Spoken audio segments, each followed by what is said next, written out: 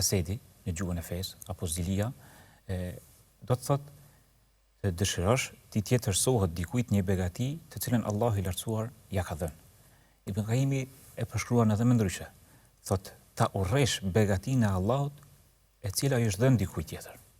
Një dietar tjetër bashkëkohor, Ibn Ashuri, thotë është një ndjenjë shpirtërore e njeriut që e synon apo e dëshiron ndaj një begatie të cilën e pëlqen te dikush tjetër, një begati të cilën Allahu i lartësuar ja ka dhënë dikujt tjetër, e pëlqen, mirë po pasohet me një dëshirë tjetër të keqe, që ti tjetërsohet ajo, ti zhduket ajo.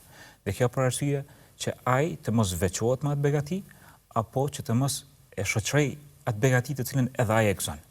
Pra sikur është një lloj egoizmi që dëshiron veç ai ta ketë atë begati, apo ti tjetërsohet atij ajo begati, edhe pavarësisht a përfiton ky apo jo.